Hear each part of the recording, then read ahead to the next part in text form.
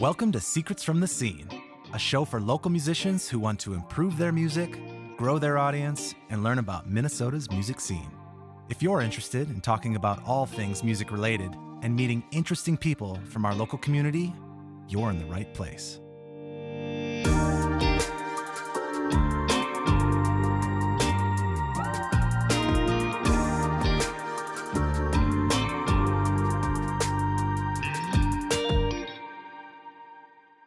Welcome to Secrets from the Scene. My name is Steven Helvig, and I'm your host. Today I'm going to be talking with Meghan Kreidler of Kiss the Tiger.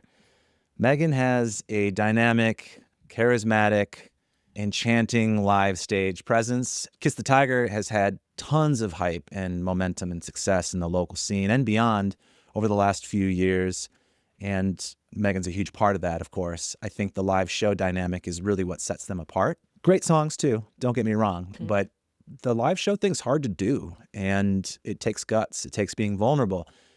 Meghan has both, and we're going to dig into some of that in this episode. In addition to other topics that we have in mind, Kiss the Tiger has had great support from The Current. Hold On to Love, right? That was the song that stayed like 9 weeks at top of the charts. Done amazing opening gigs for heavy hitters like Joan Jett, Lucinda Williams. Mm-hmm. I'm missing a bunch, but there's a few others that Those were are two pretty cool ones. pretty cool, yeah. So really impressive resume, really impressive songs, really impressive live show. I think there's going to be a lot to learn and dig into. We're also going to talk about community, particularly in regards to what's been happening in Minneapolis currently. These shows come out, sometimes months after. So sometimes talking about current events can be mistimed, but I think in this case, it doesn't matter. And so we're going to dig into that a little bit as well. What's been happening here in Minneapolis and the role of artists and everybody that's in the music scene. So yeah, it'll be a great conversation, Ooh, I'm sure. yeah. Without further ado, please welcome Meghan Kreidler.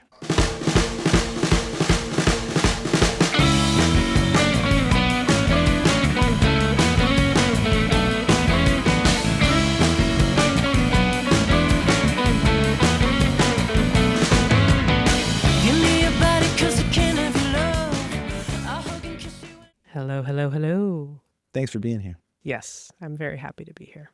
It's great to meet you in person. I think I'm almost positive. I was also questioning if I was making it up in my mind, but I'm pretty sure I've seen you guys live at some point. Sure.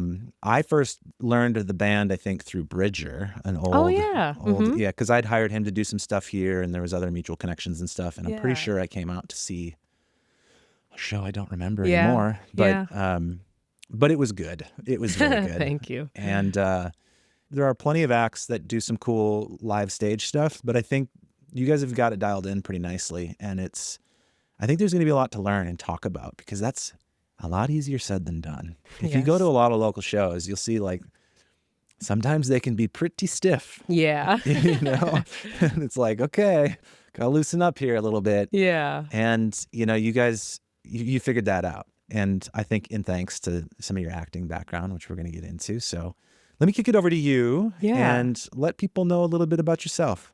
Yeah. My name's Meghan. I'm 35 years old. Kiss the Tiger is the only band that I've ever played in. We started playing together around 2015, 2016. My background is in acting, theater. I went to school for acting, got my Bachelor of Fine Arts, and out of college and kind of up until now have been working professionally as an actor. But when the pandemic hit and all performing things were called off, it gave me a moment to kind of reconsider the path that I was on. And since things came back in 2021-ish, when live shows started to come back, I sort of decided to put all of my energy into music, and it's kind of led me to where I am today. Yeah, what else to say?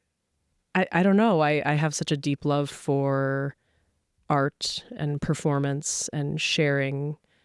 Yeah, you talked about the live performance aspect of our group, and I think first and foremost, that's sort of how I view our band. Like we record, we are recording artists. I'm still figuring out what that is because it's very different than the live aspect of it. But I think if I had to identify with one or the other, I think the live performance is where it's at for me. Being in a room with other people, connecting with other people, taking risks and being vulnerable in a live space.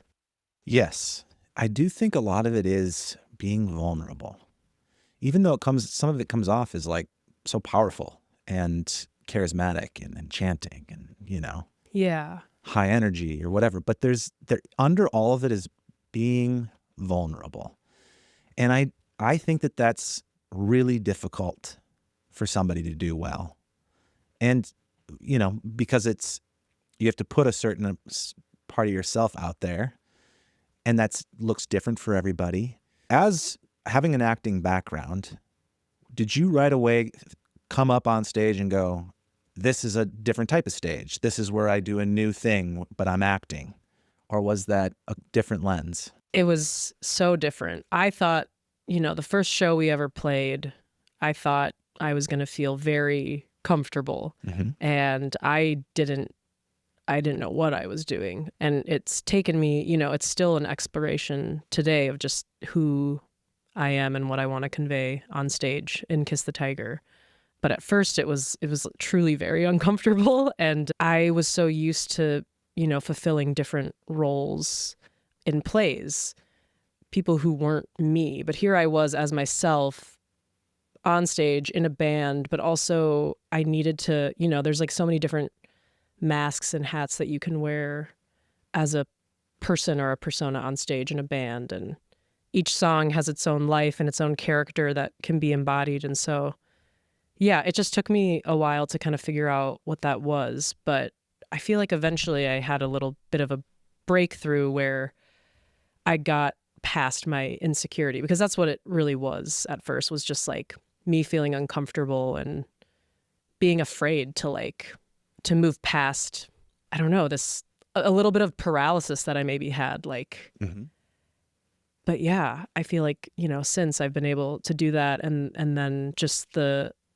exploration of my physical life on stage tied to the music has been such a rich thing to continue mining and exploring. Yes. I think anybody that's gotten up on stage knows that feeling. The first few times it's like, oh God. Right? And like you said, there's so many different hats or masks that you can choose.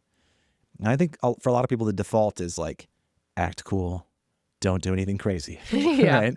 Play your instrument well, which is a perfectly normal way to start. Of like, it's dark, it's loud, it's crazy. Like, get through the show, play. Yeah. Move as much as you can, but survive the first few of them. Yeah. And because there's insecurity. You've got people watching you. You're worried about how you're playing. You're worried about how you look, all of that. Perfectly normal. But you need to start exploring a little bit and starting to figure out where the boundaries are and what you want to be. I think a lot of people can kind of get stuck into like, okay, I feel comfortable enough with this one outfit. By outfit, I mean that hat and that mask. Yeah. And I think what makes things truly transcend a little bit more and connect with audiences is if you are comfortable trying out different things. Yeah. And there is probably no way to find it without some experimentation. Definitely. And I feel like once I started to experiment a little bit more, I felt like I was maybe losing the through line of like, it went a little too far where I was like sacrificing the vocal element of the performance, or I was like not really connected with the song and the story of the song because I was just like, well, I just want to be crazy and like run around stage. But I think what it comes down to is just like our bodies and our physical presence on stage are just as much a vehicle for telling the story of our music and our songs as the song is itself. And I just see it as an extension of that storytelling. And so, yeah, it's, there are some songs that we've performed so many times now that have kind of like, it's not that I try to do the same thing every time, but they've sort of taken on their own shape, and I've expounded on that form that I've created for that song. But then it's kind of fun sometimes to go out and say, okay, I've sung and performed this song so many times. Like, what if I try something different. Even if it's like, I usually sing this song with the microphone in the stand. Like, what if I take it out? And how is that going to inform my body differently? What's that going to allow me to do? It's fun to, in the way that, our relationship to music and songs that, I've written or anyone has written change over time, depending on the context of when you're singing it. I think like it's been fun for me to create new relationships with music through like the physical embodiment of it as well, and continuing to explore and not settle on, because anybody who has played music for a long time and maybe has those songs that they've played thousands of times, it can get old, but how do you keep things fresh and new and in the moment? Yeah. Do you find that as you're able to move physically, it changes how you want to deliver the song? Yeah, definitely. Yeah, the body, so sometimes for me, like the physical life of a song is what is informing me what it's about. And I can even surprise myself sometimes in the moment, or, and sometimes it's not about movement. Like a lot of time, a thing that I really have been trying to experiment with too is like the power of stillness, and how stillness and intentionality and stillness can also be a really powerful thing. Yeah, I think just what it comes down to is like intention, and you're not just moving to move, but it's all connected. And there's also like, you're also, it's not just me on stage, it's me and my 5 other bandmates, and we're all, I try as much as I can to be as aware of the energy that they're bringing as well, because we all feed off of each other. And yeah, that's the really special thing about playing live, because there's so many things that you can't control in the moment, and the audience is a big part of that too. And sometimes you have to meet. Yeah, I've just played so many shows too where like if I'm putting so much energy out, it feels like it's going past people, and you have to meet people where they are too and invite them in. So it's not just about like movement and energy and like chaos and craziness for the sake of it. It's about like, how are you meeting everything in the moment as it is? Sort of like finding that flow, that current that's happening, that energy, and trying to dial into that between you, between your band, between the audience. And it changes. It's going to change with every gig, and it can change even throughout a gig of where it's at.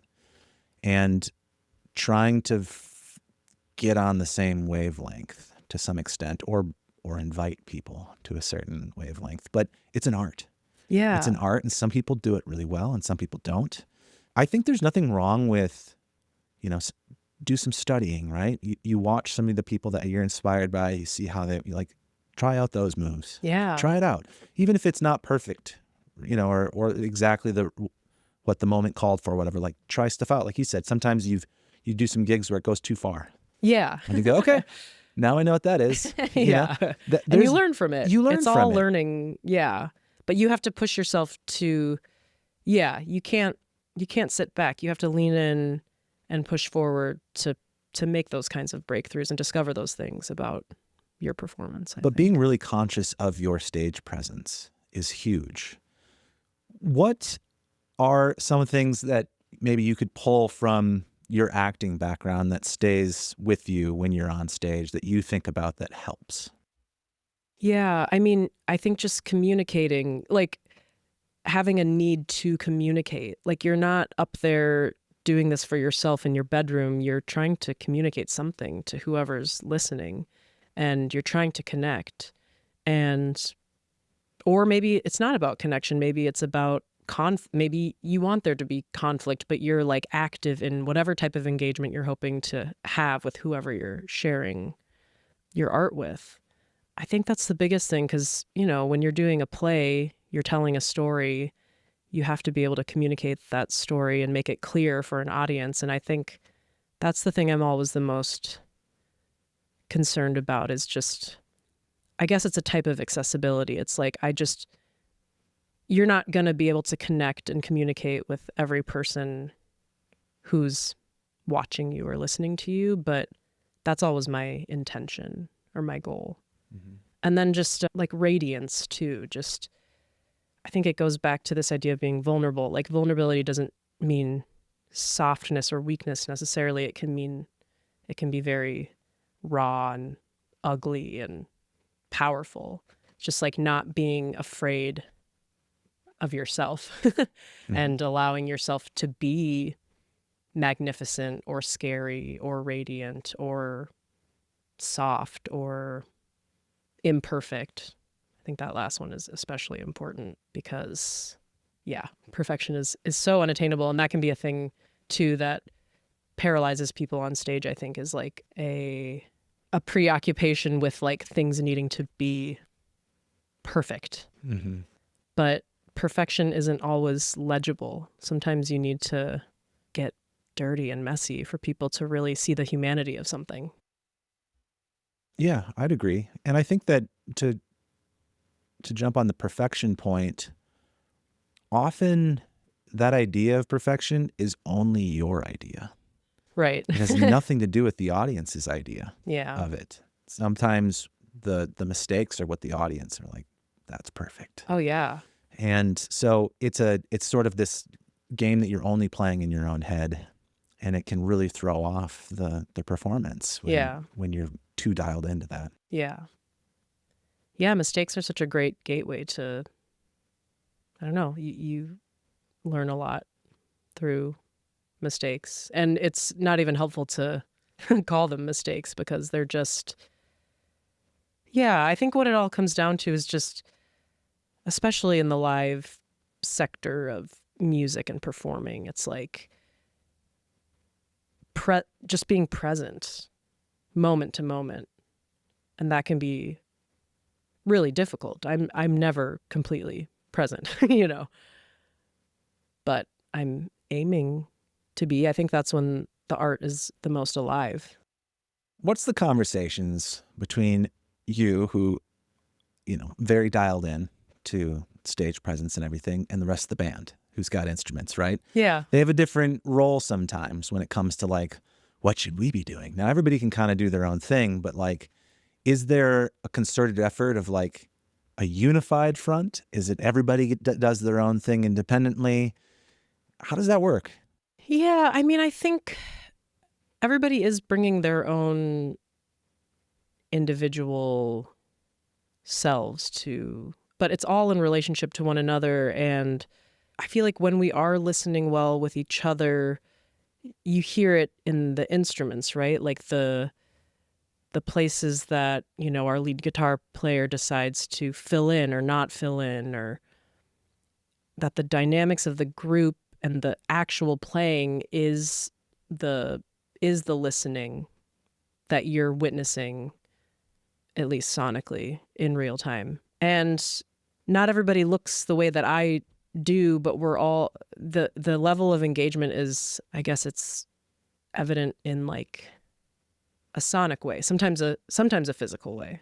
I don't know if that answers your question, but yeah, there never really has been a conversation. I think that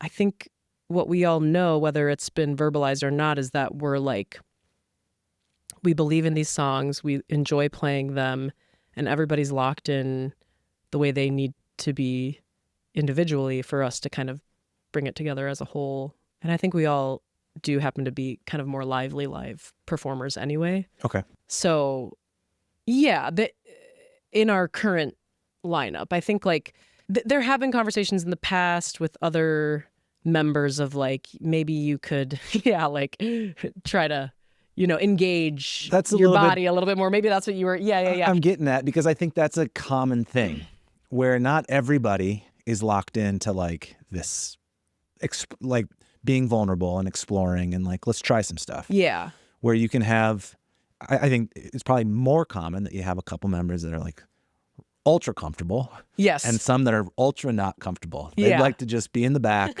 They're great at their instrument and musically they're listening and they're dialed in and they're doing everything right. but they are awkward for some reason or Yeah. another. Yeah. And that can be a hard conversation for bands to have. Like, Yeah. they're And like, well, I don't dance, or I don't do, Right. I don't, but it's like, yeah, but there's ways for you to be you. Right. Yes. And yeah, I have had to have that conversation in the past. And sometimes it just, you can only ask people to do something so much until you realize, like, maybe that I'm not going to be able to get this from you. But I would say, luckily, with our current lineup, that I feel like we're all kind of on the same page. And I haven't had to have that conversation, which, yeah, I mean, it's even just like, even on a more superficial level, like everybody dress it, like being in some sort of uniform, right? Looking unified. Yep. Yeah, we all kind of know. I dress myself, my husband dresses the rest of the band.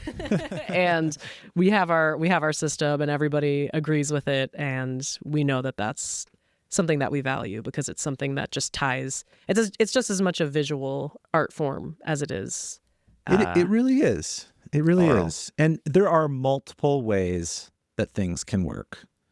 Somebody can point to legendary bands that don't move at all. And Yeah. I mean, there's Yeah. a million ways. I don't mean to suggest that, the way that Kiss the Tiger is doing it is the best way to do it. No, It's there's just no one right way. But I would say that more often than not, people are probably a little too stiff, a little too timid.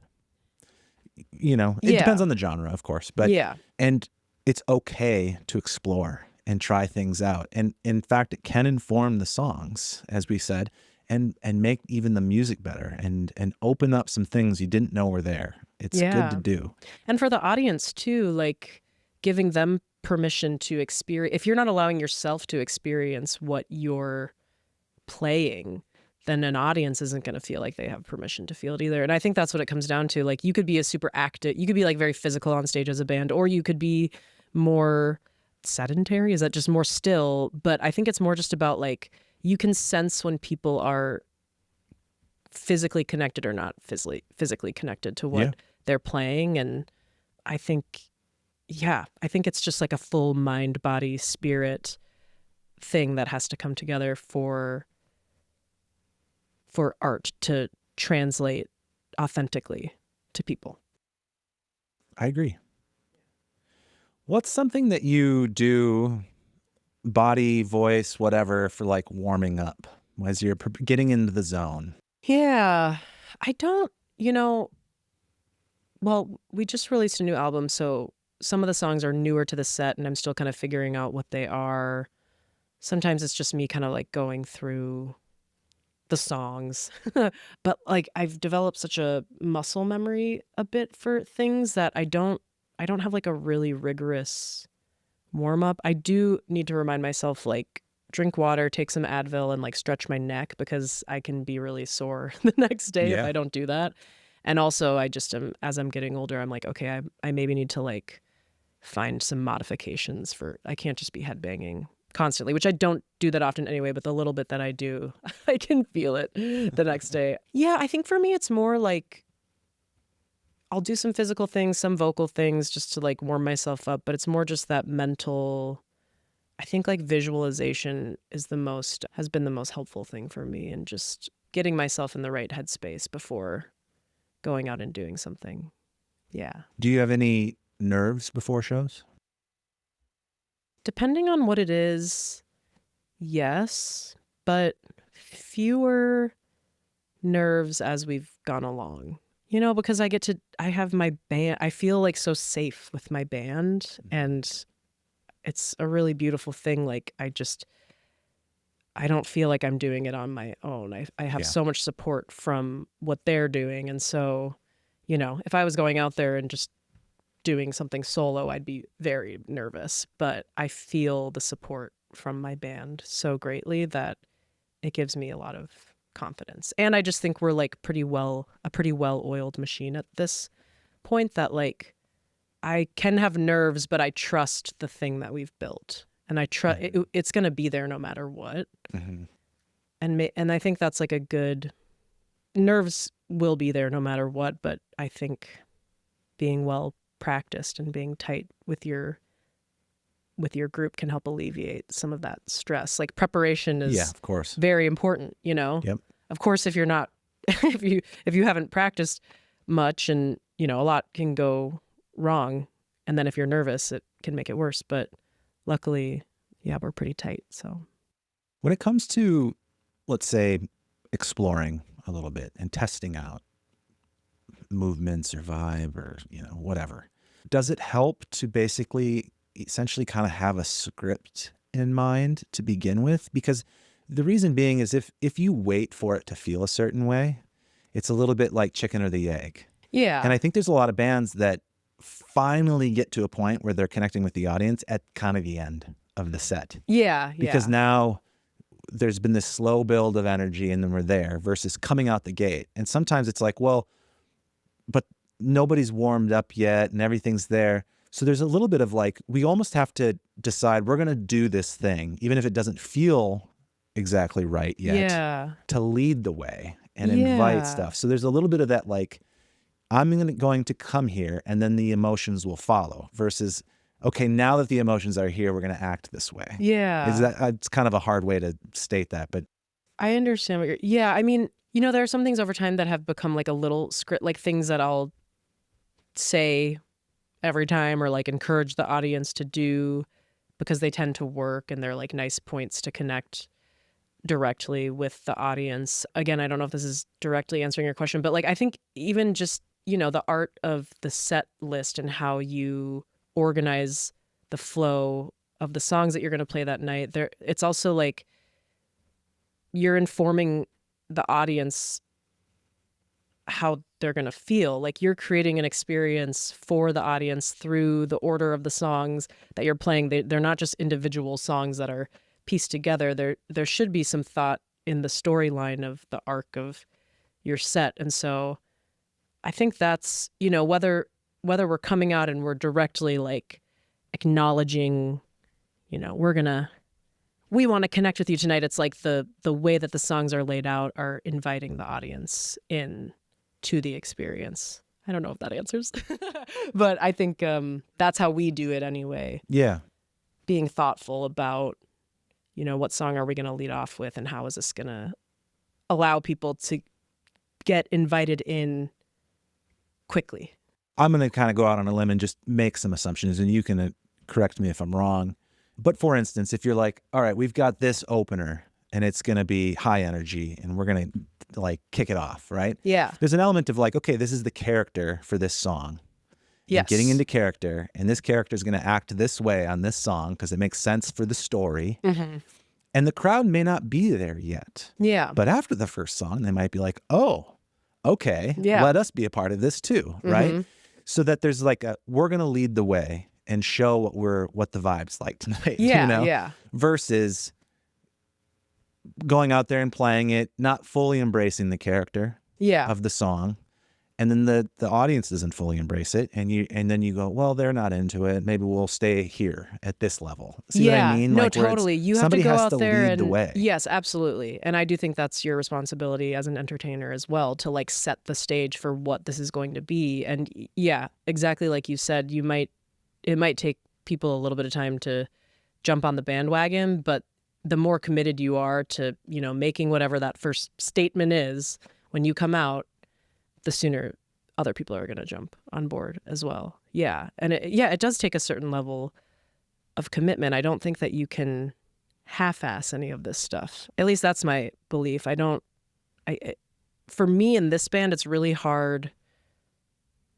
There are some days where I'm like, okay, that was like 60% of what I'm capable of, but like my 60% is still pretty strong, I would say, because of, you know, how locked in I feel with everything that we're doing. But like, yeah, there's like no half-assing. So I don't know. I think maybe you have to like reevaluate your priorities a little bit if you're going out and you're half-assing stuff, because then like, what are you doing it for? I don't know. Something has to be at stake for yourself in order for an audience to have buy-in, I think. Yeah. Like, that's also the thing that's exciting about art that is exciting and done well, is that like, it shouldn't be easy. it can appear like it's effortless for you, but like, yeah, there's just a level of commitment and stakes that need to be invested in it, I think. Yeah. To make it worthwhile for yourself and for the audience. Yeah, I agree. When it comes to this sort of musician band audience connection and that special experience, how much pressure do you feel, or does the band feel, in terms of having to say something, whatever it means in the moment, or creating a space where it's just let go and enjoy this? Yeah. Because I think both things are kind of expected sometimes from artists. I really, again, like coming back to just being present and what feels right for whatever scenario you're in. Sometimes I won't speak a lot during a set, and it just feels more right for the music to be doing the talking. And then sometimes I'll talk a lot because, I don't know, I'm in a goofy mood or I have things that I feel are important to say. And again, I think that comes down to just being attuned to the environment that you're in and the context of the environment and the people that you're performing for. And yeah, again, there's no right or wrong. I think I do think, though, that like your music should speak more than you do. Like people who spend too much time talking during their set, I'm like, okay, I didn't come here to listen to you talk and to hear like the story, the full story of every single song. Like the song should maybe speak for itself. And also like the story in the background of a song can be interesting to an extent, but songs mean different things to different people based on what their experiences are too. So like, you know, I may have written something with this intention, but it doesn't really matter actually, because you're going to receive it the way you're going to receive it given your life experience. So yeah. Well, we can cut this out too, but similarly, how do you feel about the role of an artist when it comes to things outside of the music and the community that you represent? Or, you know, it's hard to, you know, talk about anything now without talking about what's happening in Minneapolis, right? And sort of the role of musicians and everybody that is a part of this city. I mean, to some extent, and I'm sure there's exceptions, but pretty much my entire feed is on one side of this, right? Yeah. You know, I think everybody mostly agrees of what's happening. So there's like an echo chamber. Everybody's kind of saying the same thing, which is not bad. But I think there's a balance here too of like needing to say stuff, also needing to hold space, creating events and stuff where people can also just escape things too and just feel like they can zone out. I don't know. There's a balance there. I think it's tough. And I don't know. Like, it's a lot of pressure, though, I think, for everybody. It is, yeah. I think especially within the last 5 or 6 years, like pandemic, murder of George Floyd, role of artist, and like being an activist and an advocate for social justice, like more musicians and artists have taken up the mantle of assuming that role.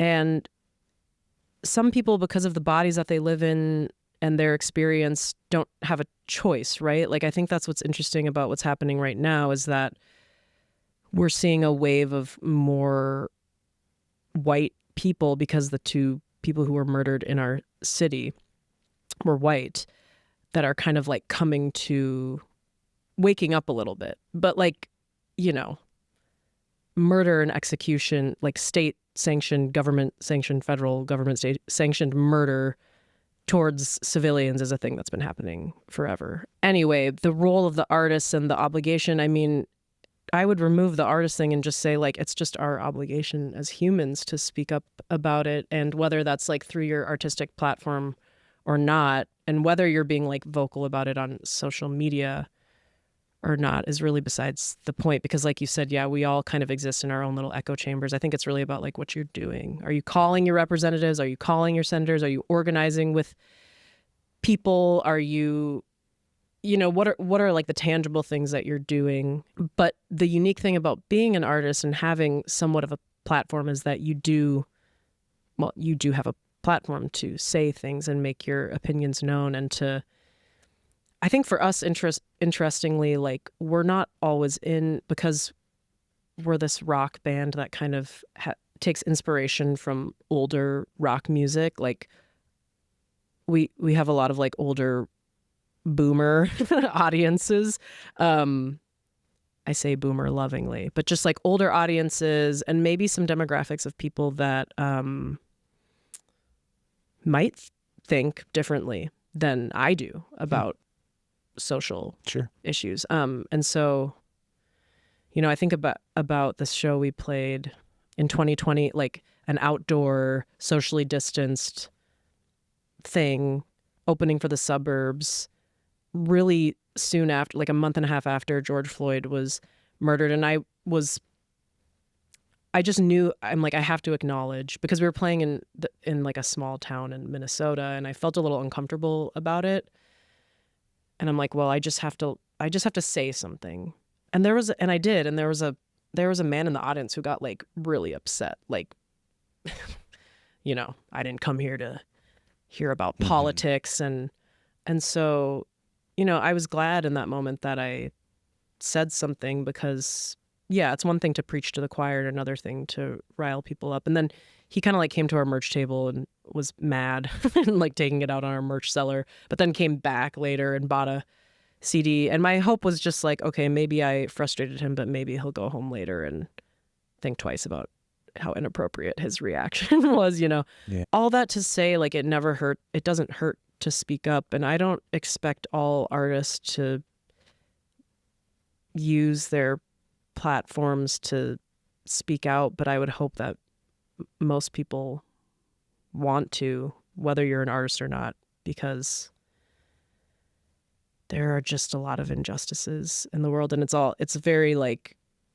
close to us right now in Minneapolis. And artists are, you know, the great thing about artists and musicians is that they're already, well, maybe not all of them, but like can be very good organizers already because of the nature of this work. And so I do see people in our community that are using those organizational skills to come together and help the community in this moment. And yeah, it's obviously a big, hard topic to kind of cover in one sit down talk. Yeah, and not really necessarily my intention to, you know, make the whole episode about that. Yeah. But I do think it's worth touching on, and ultimately well said. I don't have a whole lot to add. I think you covered a lot of it. I think that if you have a platform and you are an activist or feel compelled, go ahead. You know, so we do need to be stating where our values lie and that sort of thing. I don't think that you always have to do that on social media. I do think that the internet is generally a bad place to have a conversation. Yeah, it's terrible. It's a horrible, horrible place. And at the same time, you know, so we are getting so much information, valuable, important information from, but yeah, you need to, you know, for me, just like drawing the boundary of, okay, I could sit here and lay in bed and despair over everything that's happening, or I can actually like get out there and try to do something meaningful in real life and be with people. And you know, our strength does lie in our ability to not allow this to further isolate us, because it is it can, you know, and if you're afraid and you want to stay home, that's fine. But like organizing and being in community with people, you know, whether it is just like going to a show or you're actually, you know, meeting up with people to protest or to deliver groceries or whatever, like that gives us strength to be in community with one another. And art is a great place for that to happen. Like, I think right now we want to be respectful of what's happening in our city, and like it makes sense for people to cancel shows and to put their energy and their thoughts towards what's happening. And at the same time, like art is so vital in confronting what's happening and bringing people together. And so, you know, a lot of people are talking about how Renee Good was a poet, and how like some people on the other side of the conversation are sort of like mocking her for being a poet. And there's just this conversation I've seen online unfolding about how like, yeah, there's some people who want to like diminish the power of the arts and the power of the spoken word and of language and the power of language, and how we can't, we need to rise up and write more and share more and organize around art as much as around community and giving and service, because art is a service. Yeah. Yeah. That's long-winded, but yeah. No, I think it's all good. And ultimately, I think it's the most important thing is to know where you stand. And then how you choose to communicate that is somewhat personal to people. I think if you want to be somebody who posts and does that sort of thing, then that's fine. And if it's amongst your friends and your family and it's, offline, that's fine. But know what your values are and stick up for them and have conversation. It's hard for me to say, like, I don't have any answer at all, in terms of what to do.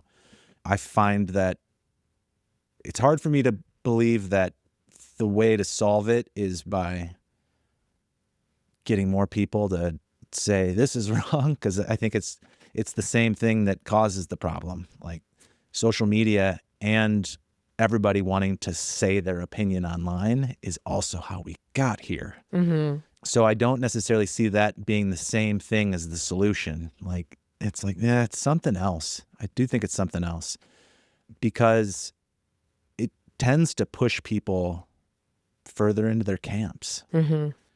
And I see plenty of angry posts where people are just like, if you support this, if you're behind this thing, I want to cut you out. Yeah. And I never want to speak to you again. I'm done with you. Mm-hmm. It's like, well, I don't see that fixing anything, because they're just going to feel the same way. Yeah. And all we did was entrench the viewpoints. And so I do think that artists have a responsibility to their communities, to their audience, to like know what your values are, but also try to meet people where they are. Keep listening. If everybody's talking, nobody's listening. Yeah. Nobody is. Yeah. And then where are we? And so I don't know. I don't know what's right or wrong. I think that I've said this before too. There's been past episodes where, people that are part of their, because some musicians are more activist and that it's in their music and that sort of thing. I think of Nerdy, for instance, and who was detained recently. And, he's good at that. He knows what he's doing. And he's been an organizer and an activist. And it makes sense for me to have him do that. I don't think it's necessary for every musician to do that. But I do think it's necessary to know where you stand and to try to keep having dialogue. Because if it's just us or them, right or wrong, pushing, like, even though some things are just wrong. Yeah. I'm not trying to say, I think what happened to Alex Preddy, like, that's just murder. It's hard to see anything else. And so, but at the same time, if we're ever going to figure out like how to have dialogue around it, there has to be actual dialogue. And so it's tough. And that's kind of, again, long-winded. Both of us are doing our best. So excuse us for not being concise. But, when I talk about, I think there's pressure from an artist because, okay, you've got a show this weekend or whatever, like some people do, and it's like, do I need to say something, or can I just create a space where people get to escape this and stuff? And to some extent, I think both are kind of true. I don't know. I think it kind of comes down to what you are comfortable with. I think people trying to be an activist, if they're not really an activist and don't really know what they're talking about, it's also not a solution. Right. So, like there's just as much power in listening and learning and following people who are good at leading the charge. And yeah, I do think there is a lot of people, including myself sometimes, feel an obligation because you don't, because you feel guilty if you don't say something, or people are gonna judge you if you're not, Right. and that isn't a helpful way to operate. That's not gonna the revolution is not gonna be fed by that kind of mentality about things. And that's the thing that's tricky about social media in every aspect, is just like it's very hard to be authentic and hard to do things or see things without sort of questioning, like, are you just doing this for likes? Are you just doing this because you feel like you have to? Like, but we got to live our lives out in real life and live out our values in real life. And social media can be a part of that, but it's not everything. That's like a small part of the world, even though it can feel really all-consuming, and it is kind of its own world. But it's not always helpful. It should be a small part of the world, and unfortunately, I think it can dominate people's viewpoints and lives, and for better and for worse at times. And so, all that to say is that I feel for the community, I feel for the victims' families, and I hope that things don't get worse. And I want to just say that I support whatever people need to do to feel safe and to feel heard. And, just keep talking, keep listening. I would encourage, try not to just cut people out and keep forming us and them kind of camps, because that will make things worse. Even if you know in your heart that they're wrong, the only way to convince somebody is to keep dialogue open. Like, you can't force somebody. It's like you can't use like an authoritarian type of "this is right" to change a different authoritarian viewpoint right. of "this is right." Yeah. That's the same tactic. Yeah. Even though you believe your view is right, that tactic is still not going to help. There has to be something else. And it's really, really difficult. And well, it takes a lot of courage to actually listen to somebody and not just listen with your response already preloaded, because knowing somebody and what they might believe can be deeply uncomfortable. And that's, I'm not going to make a big blanket statement about this. That's the reason why everything is the way it is, but it's a part of it that we are afraid to really listen and to really understand each other. It's actually a lot easier to just divide and... Yeah, especially when you have major injustices that are on video and you're like, what is there to talk about, right? But that's what got us here, right? Is this increasing amount of that sort of attitude of, isn't this clear? Isn't it clear? It's like, well, clearly it's not. So to everyone. And so, I think, but here's what all this to say is that I think that the Twin Cities, the greater Minnesota, is positioned to be able to do that. That there are people that are smart enough, kind enough, courageous enough to hold that kind of space and to keep dialogue going. And to, instead of trying to cut people out that have different opinions, especially if they're your friends and family, like, those are the people you can actually change their minds over time, because you're going to have repeated opportunity to have nuanced conversation. Mm-hmm. There's no such thing as nuanced conversation online. Doesn't exist. But it will take that kind of communication to change hearts and to change minds. And we can. It's happened in the past plenty of times, but it takes time. And so I hope everybody stays strong, stays safe, stays hopeful for better days ahead. And in the meantime, I feel for everybody. And, I think for all the artists out there wondering how to handle it, there's no right or wrong way. Just know what your values are and try to stick to them. And, there are, the wonderful thing about social media is there are great resources and actionable things that are circulating on the internet. So log on for a little bit, write down the places that you can go, the things that you can do to help, and then get out there and just, just do what you can. Just need people to show up and be there for each other. And yeah, it's been amazing to see, what we're experiencing in Minnesota and Minneapolis is just horrendous, but there's also just been an incredible show of love and care from the community. Yeah. And I guess that's all that we can do right now is just take care of each other. Yeah. Check in with your people. Yeah, absolutely. All right. Just sort of dovetail. Hard turn back into one thing I wanted, speaking of our people and sometimes probably tricky conversations, you're in a band with your husband. Yeah. and you guys write together. That writing process, how does it work, and how do you balance probably the desire to somewhat like people please, because it's your partner, of like, I like that idea, honey, versus I don't like that idea, honey. How does that work? I don't think either of us are that concerned with pleasing. We're pretty honest with each other about stuff, and very sensitive too. I can get very defensive about my ideas and vice versa. But it's gotten easier over time, collaborating with each other in a writing capacity. And also, when we started out, I didn't really write at all. And as we've gone along, I've done more writing, and I've enjoyed writing on my own and bringing stuff to Michael, and it's very satisfying when he's like, that's a cool song.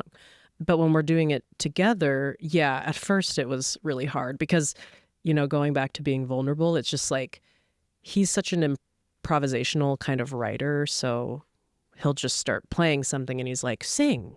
And I'm just like, what? That's embarrassing. And, because for me, songwriting is just so personal, and it's easier for me to do if I'm just locked away in a room by myself, and I can really kind of work through my thoughts by myself before I share them with people. So we've gotten better.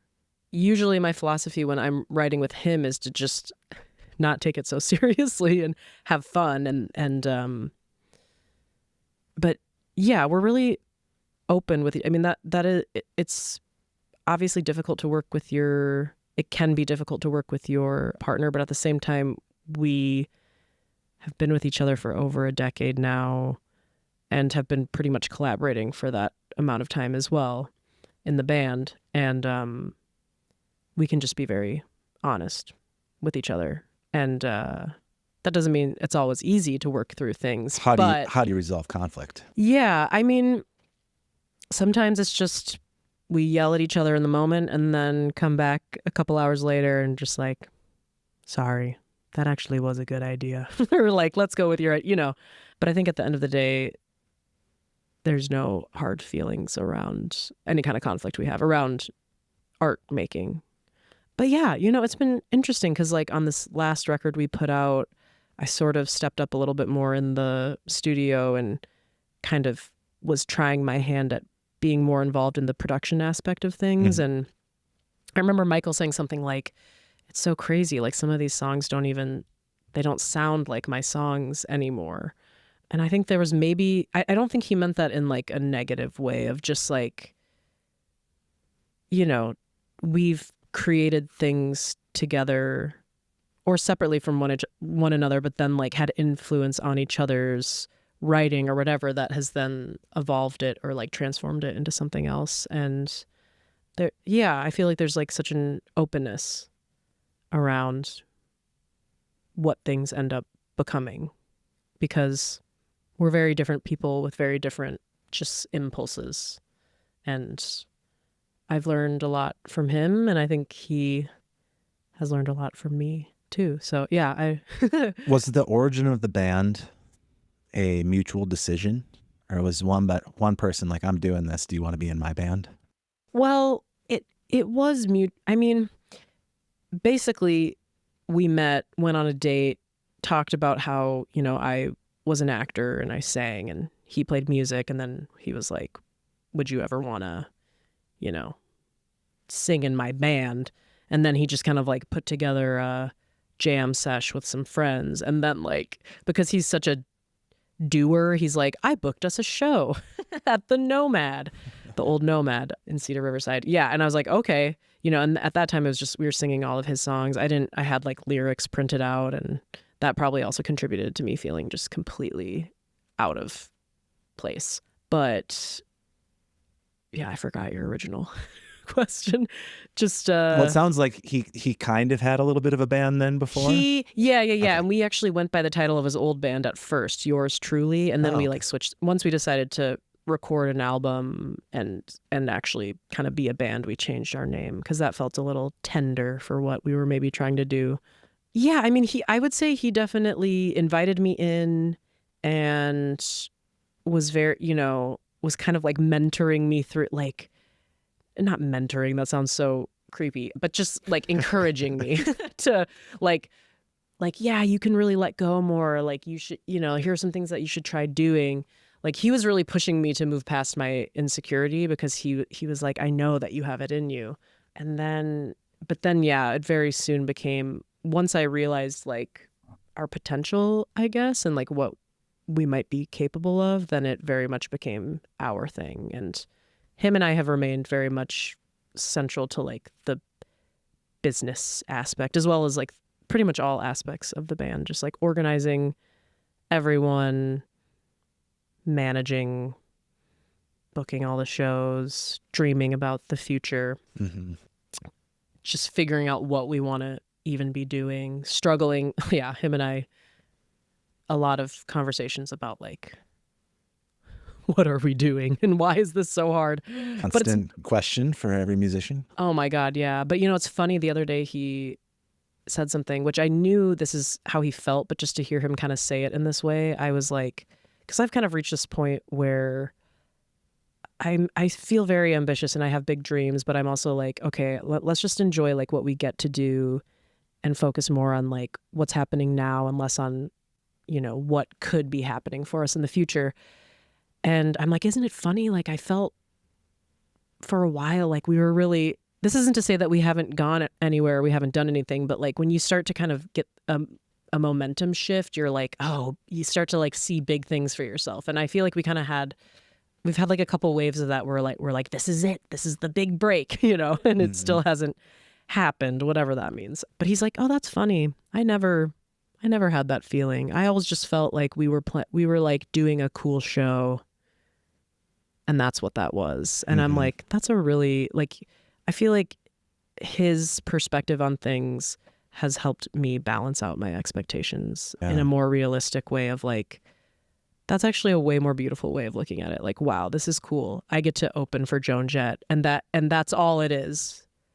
It's not like, okay, which big act am I going to open for next? Which is like how I have been thinking about a lot of stuff. It's so easy and so fun and tempting to let the dream go on. Well, yeah. And it's, like you do get a certain amount of validation when you get those opportunities of like, well, okay, we're obviously capable and like worthy of this opportunity. So like, what are the other opportunities that we can have? But it can become such a huge pitfall too, especially for me, because then I'm just like, I take for granted, or I have just all the cool things that we've been able to do. Whereas like, I think Michael's like, wow, this is cool. We get to do this. And I'm like, what's the next thing? Instead of drawing a dot to the next opportunity. Yeah. Let's talk about like momentum, hype, expectation brew of things, because it's such a trap sometimes, but it's also super important. Like you need goals and you need to understand how these things work. Yeah. Because there are real waves that happen where it's like you start getting a little bit of hype and momentum and it leads to the next thing. And like you want to keep that up. And that's a real part of that game. And it's important to understand what's happening, but it almost always comes back down again. And then you try to build it up again. And there's waves to it. Yeah. And while you're riding it, especially one of the first waves, it can feel like, and now we're going to be huge. Yeah. And then you get past that first wave and you go, oh, maybe not. I guess we have to do this all over again. How do you balance like wanting to stay ambitious, but not making yourself miserable? Yeah, I'm still learning how to do that. But I think for me, for a little bit, I got really tunnel vision. Like I only, my other part of myself is that I'm a theater artist and an actor. And when I decided to kind of like shut that down a little bit so I could pursue music, which I'm still doing, I just was sort of like, well, I'm not that person anymore. I'm a rock and roller. This is what I'm going to do. And I think what's helped me recently is just like reclaiming all the different parts of myself, and that like I am not just this one thing, because I feel like I almost boxed myself in a little bit, and that's just not helpful for anyone, but I think especially as an artist to just like have a limited view of who you are and who you can be. I think the thing that I'm striving for now more than ever is to just be like a full human and to take pleasure in like all of the things that make me who I am. I love to cook. I have a dog. I love spending time with my dog. I love having a cup of coffee in the morning. I like I like being out in nature, and because I like being domestic, like I like dressing up and looking like a rock and roller, and I also love like wearing sweatpants and being a scrub at home. I don't know.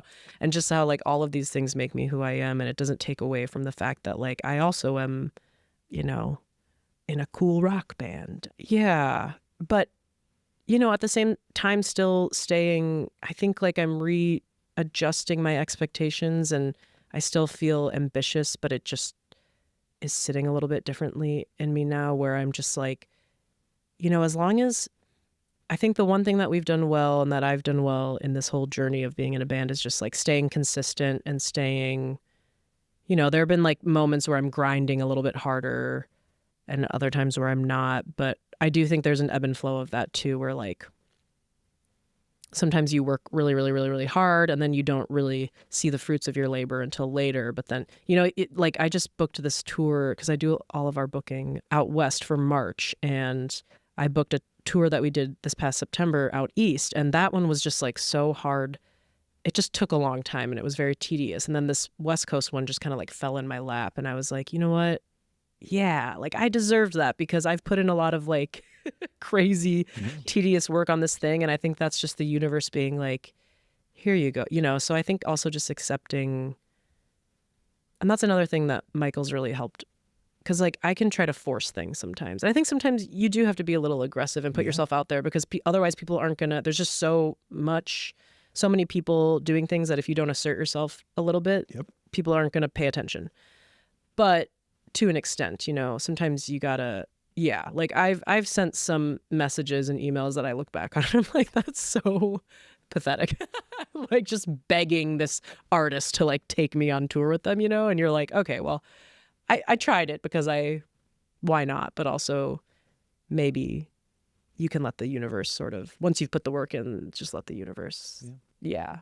And you're not always going to get what you want out of it too. I'm accepting that too. I'm like, if our music career had to stop right now, I'd be really happy with what we've been able to do. And I would feel like we've made an impact. And I think at the end of the day, that's what, it doesn't matter if we don't have like 1 million followers and are selling out shows. I would love to be able to sell out like 100-person room out of town.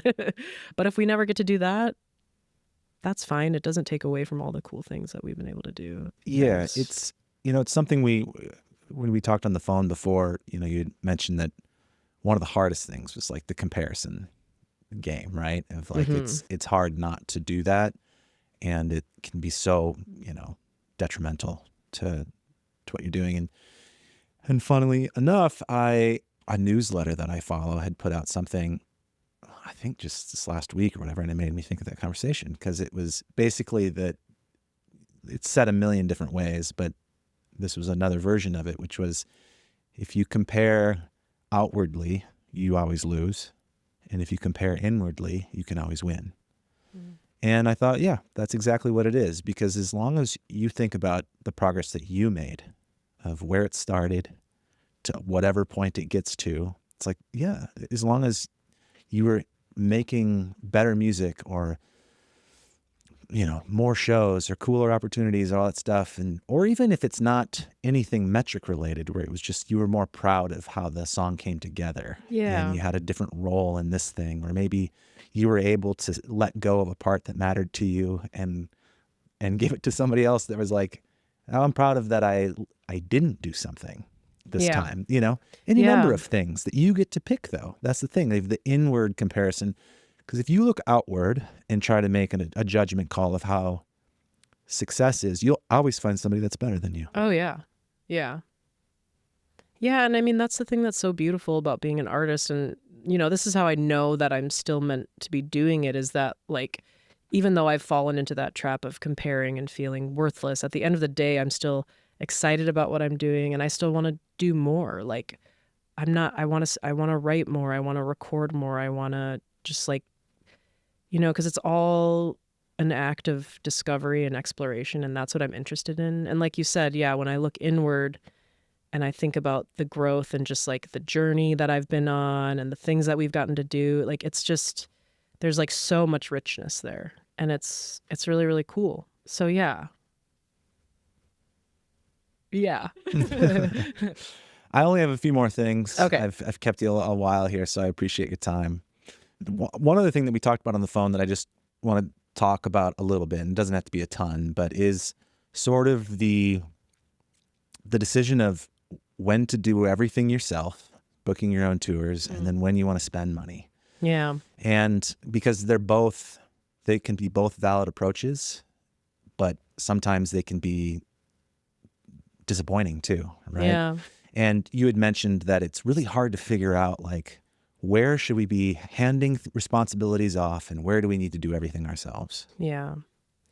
I still am figuring that out, because I think I've felt mostly disappointment when I've outsourced work to people and paid them a lot of money and, like, not necessarily gotten the results that I was hoping for. But I also think that we're just living in a different world of, like, people are building their own fan bases online, and there's like this whole virality thing, and the buy-in for anybody outside of your music project has to be somehow related, I think, to like likes and streams, so I've been trying to like navigate that and understand it, and also take a risk with like, well, if I value this thing that I made, I don't want to not put more muscle behind it to maybe get it more traction. So I shouldn't say that it's all been a disappointment. It hasn't. I think, like, at the end of the day, I'm happy.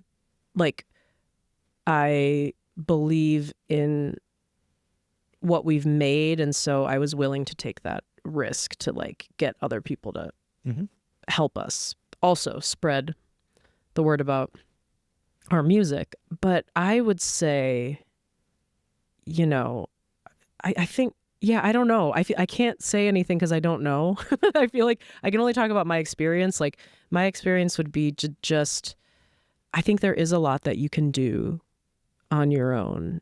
And maybe to a fault, I've done a little bit too much on my own. Like, I'm a little bit of a control freak, so I have a hard time allowing other people to help me. But I've learned a lot from doing that, and I see the results of it. Like, we had a booking agent for a couple of years, and then I decided to move on from that booking agent, and I just handle all of our booking. And where we're at, like, that makes sense, and it's manageable for me. And I've learned a lot about how to communicate with venues and bookers, and how to like negotiate contracts, and I feel confident doing that. And I think it's valuable for all artists to have that experience before they hire somebody, because the thing that I didn't like about hiring somebody was that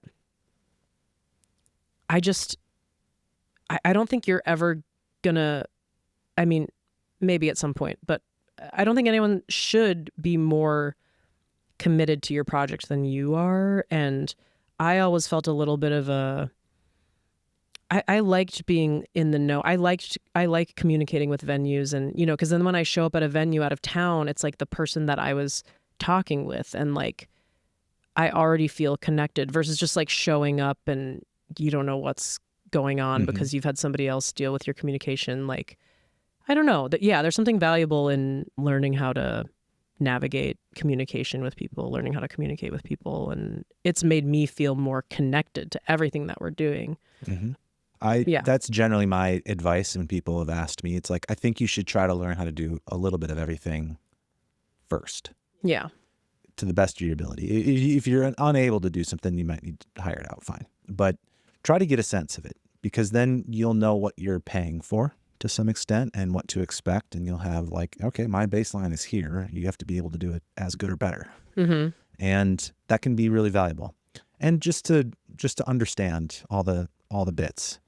And I generally agree with you that especially at a local level, like it's going to be hard to find somebody that's going to care about it more than you. Yeah. You have to get to a certain success level, to have people that are like, for instance, a manager want to step in and actually want to manage you. Mm-hmm. Like you're going to have a certain level of fan base where they're like, okay, there's money here. Otherwise, why bother? Yeah. Occasionally you might have a friend or somebody that just really believes in you and wants to help. But often that doesn't last forever when all of the work is out there to be done.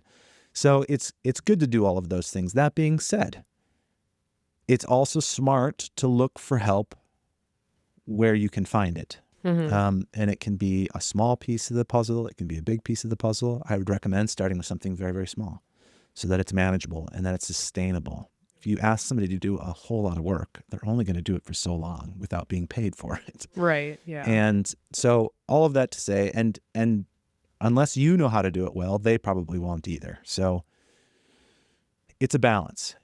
But if you had to, just from your experience, and not that this is representative of everybody, but like, what do you think is worth putting money towards and what isn't?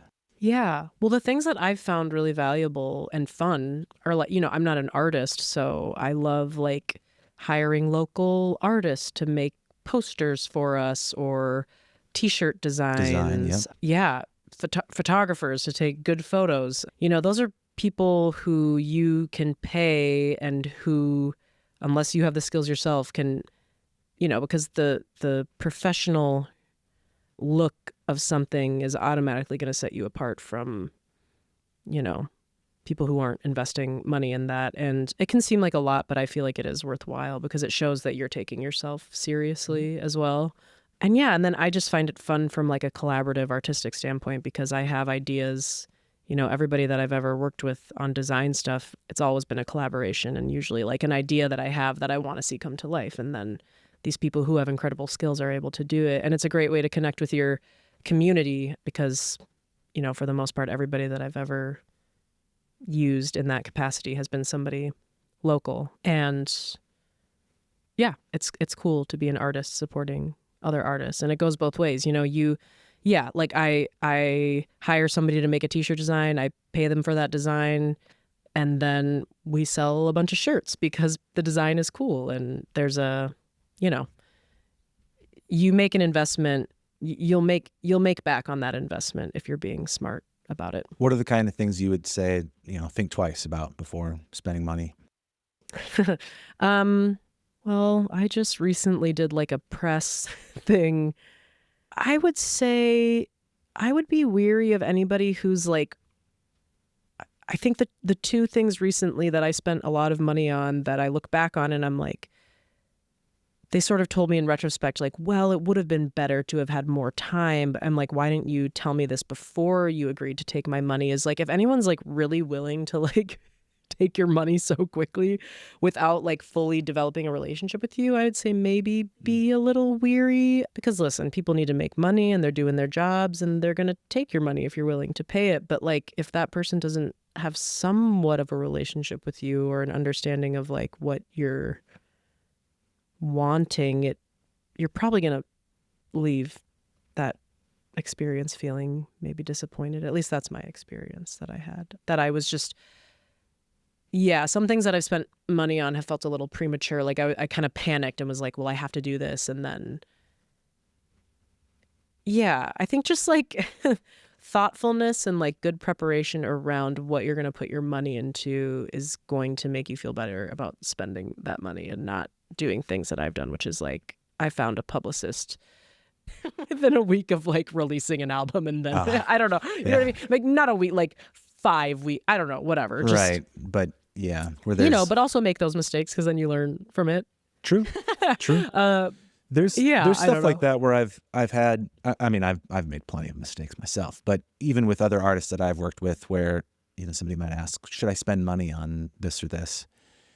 And a lot of times it comes down to, are you ready for that? Are the things in place? Have you done everything else up to that point? For instance, if somebody wants to spend money on ads or, something, it's like, do you have a great website? Is your social media profile set up? Do you have good photos on there? Do you have anything that they can buy once they land on that page? Yeah. Like, otherwise, what are you spending money on? Right. Like you have to have a certain amount of infrastructure in place to make it make sense.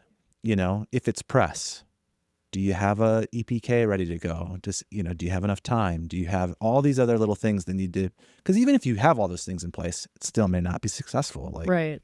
Yeah. to some extent, you don't have total control over whether or not somebody's going to write it. But those things will all help. Yeah. And if you don't have them in time, then, that can hurt. And so you have to think about it. But hey, at the end of the day, sometimes you have to just roll the dice. And the fact of the matter is, no matter what you do, it might go wrong, it might go right. There's no guarantee. So one big thing could pop off in there, and then you'd say, this was the best decision I ever made. Exactly. Yeah. Right. And I will say to the people that we've worked with, the disclaimer is usually there's no guarantee unless, right, like if you're like some band that just went viral and popped off, then you're probably not even having to contact anybody to help you because everyone's coming to you and wants to be all over your stuff. So yeah, I don't know. I think taking, don't be afraid to take your time too. Like I feel like I've made this mistake so many times and I've gotten better at it, but I'm like, wow, I still feel like I rushed that. There's no rush if you want to do things. And there's no right way to do things either. But I think like, don't feel like there's an expiration date on when you can do something or like a right time. Yeah, don't hurry up the process of releasing something because you feel like you have to release it. Like no one, especially if you're an independent artist with no like ties to any label or management or anything, it's like you really are on your own timeline and you should just make sure that things feel good and ready before you send them out into the world. But it can be hard, especially in the culture of just like, there's just so much being pushed out constantly and it feels like you have to be dropping content left and right to stay relevant. But I'd say don't fall into that trap. Yeah. Whatever you try, just keep an open mind, hold loosely to it, and understand that it might work, it might not. A lot of it is just luck and happenstance. That's life. Yeah. We don't get to control as many things as we'd like to. And that's for sure. So you might do something and it works and go, see that, and the next time it just won't. And it has nothing to do with what you did sometimes. And you just have to be okay with that. It's all just trial and error. Just trying to figure it out as you go. If you keep an open mind, you will learn stuff and you will start to get little hints of, okay, I would have had better chances if this was in place. Yeah. And that's maybe all you can do. Yeah, and it's very satisfying to learn things. That's what life is all about, just like growing and learning from your mistakes and your past experiences. Yep. It's just all how you look at it. Well, thank you so much for this conversation. It's been lovely. I have a couple last little things. You've got a show coming up. Yeah. Big one. Valentine's Day. Yes. And First Ave wants to give away some tickets for this show. Yeah. I Love Lucy, right? Yes, it's our annual Lucinda Williams tribute. It'll be our 4th year doing it at the Turf Club. Very cool. Anybody else plan the show with you guys? Molly Mayer and her Disbelievers will be opening the night. Awesome. Yes. 4th year. What are people to expect? How much of this is Kiss the Tiger and how much of this is Lucinda Williams? It's all Lucinda Williams, but it's our band doing it, So I feel like... Well, what I mean is like... How much of it, like, which one shines through more? I think Kiss the Tiger. Yeah, it's like us doing her music, but also, you get to hear all these wonderful songs written by this incredible, like one of our greatest songwriters. And a lot of people know Lucinda Williams, but a lot of people don't. Like, I wasn't as familiar with her music until we started doing this tribute, and then I've just fallen in love. And like, having practiced once now for this show coming up and revisiting the songs, it's like hanging out with an old friend. Like, it feels so good. So, but yeah, like it's us. So Do you try to, I'm just terrible at asking this question because of course it's you, but do you try to stay true to her thing, or is it always like, how would Kiss the Tiger do this song? they're not altered super.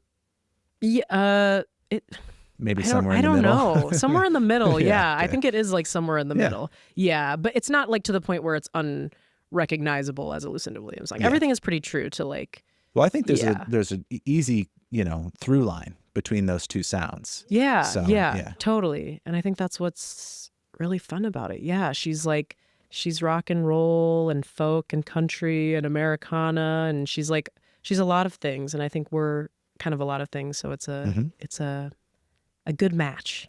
Awesome. So First Avenue wants to give away 2 free tickets. Just tag a friend to enter for this contest. It's going to be Valentine's Day, so tag your date. We'll pick somebody out, and you'll be on the list for 2. Thank you so much for being here. Yeah. Every time, every show, I always ask somebody to share a secret, something, a tip that they want to pass on. And I thought for you it'd be, relevant considering what we've talked, to get specifically your secret. If somebody does want to level up their stage presence, what is your biggest piece of advice for that? Oh, I would say lean into the fear and do something anyway, even if it scares you. Actually do it because it scares you and see what you learn from that experience. I don't know if that's a secret. That's like, everyone knows that, right? But it's easier said than done. Yes. And I think you have to scare yourself a little if you want to grow. That's the secret. That's the secret. Yeah. You got to scare yourself. All right. If somebody wants to follow you, follow the band, where do you like to send people? Yeah. Our Instagram handle is @KissTheTiger, all lowercase. Our website is kissthethiger.com. And you can find us on all the streaming platforms. But if you want to be more artist friendly, you can go to Bandcamp and listen and purchase our music there. Or our online store, you can buy physical music. We have CDs and vinyl. Yeah. Yeah. Cool. We're going to put those links in our show notes and, of course, hype the show when we start releasing these. But thanks for doing this. Yeah. And for venturing through the waters of some politics and, the crazy stuff that's happening now and sharing all your background. I think this was lovely. Yeah, it was so fun. Thank you. For everybody that tuned in, I hope you enjoyed it as much as I did. Thank you so much for checking this out. If it's your first time, that means a lot. And if you're a repeat listener, that definitely means a lot. Please hit like, subscribe, share it with a friend, and we'll see you next time.